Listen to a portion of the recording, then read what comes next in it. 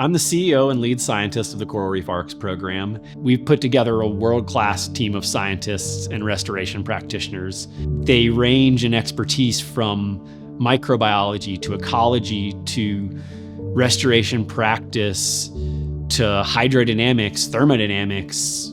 It really makes Coral Reef Arks one of the most science-backed, data-driven reef restoration efforts that's probably ever taken place. Forrest Rower, and I hate that he might hear me say this, but he's a real visionary. Forrest wrote a book called Coral Reefs and the Microbial Seas, where he touches on what we think are the most important players in coral reefs, bacteria and viruses.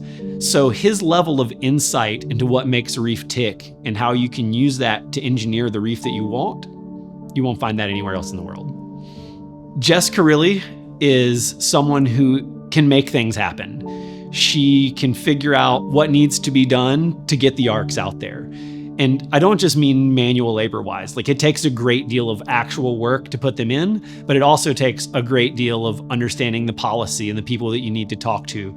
And Jess is one of those people that understands both the science, but also understands how to shake and move those people that need it in order to make this able to actually happen.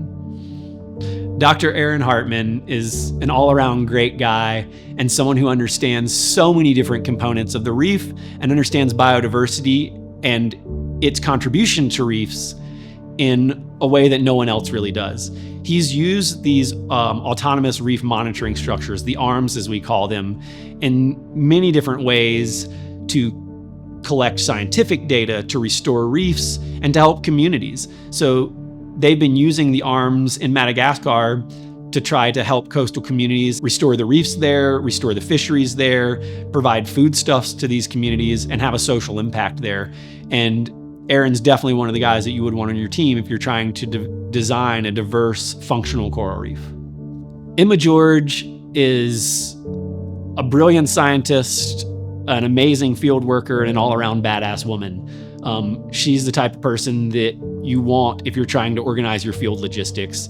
And Emma is our chief operations officer, and I think she fits perfectly in that position because she knows what it takes to make things work in the lab as well as in the field, and that's what you need to do something like Coral Reef Arks.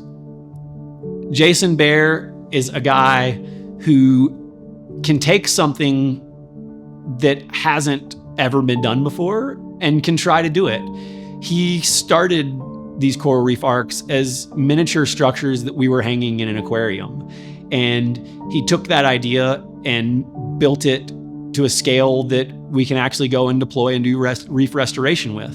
And it was actually pretty cool to see that he was able to take what was really kind of a pie in the sky idea and make it something that's happening. It's and is going to continue to happen. Dr. Diane Thompson is the director of the Biosphere 2 Ocean, and she's been instrumental in helping us to understand the different ways that we can iterate the designs of the arks. And we're putting arks in the biosphere, and that's allowing us to understand the life cycle of the arks and do experiments that we couldn't do out in the ocean. Her willingness to use the arks as a scientific tool in the biosphere has been really helpful in helping us iteratively design the arks and understand different components about the arks that we would never be able to understand anywhere else in the world. We built out our scientific advisory team, looking for a real who's who of coral reef restoration science and reef science in general, but also looking for those key community members that would allow us to make the connections that we want to make that make these co-developed projects. We're not just putting the arks there. We want the communities where they go to have a say in what they need and what they want from the Coral Reef Arks. And so involving people like Dr. Mohammed Fairuz and Dr. Gildas Tadinahari in Sri Lanka and in Madagascar has given us insight into what these communities want. And that allows us to develop a project that serves not just the scientific community and not just the reef communities, but also the local communities where these things are put. We collect data on everything that we can collect on it, and we're constantly using that data as a self-reflection. Have we done what we wanted to do? How can we do better? And I think without a team of people coming at this from a lot of different angles. You can't do something this big, this outside of the box, this, I'll call it revolutionary, right? You can't push the boundaries that hard without some really good people in your corner.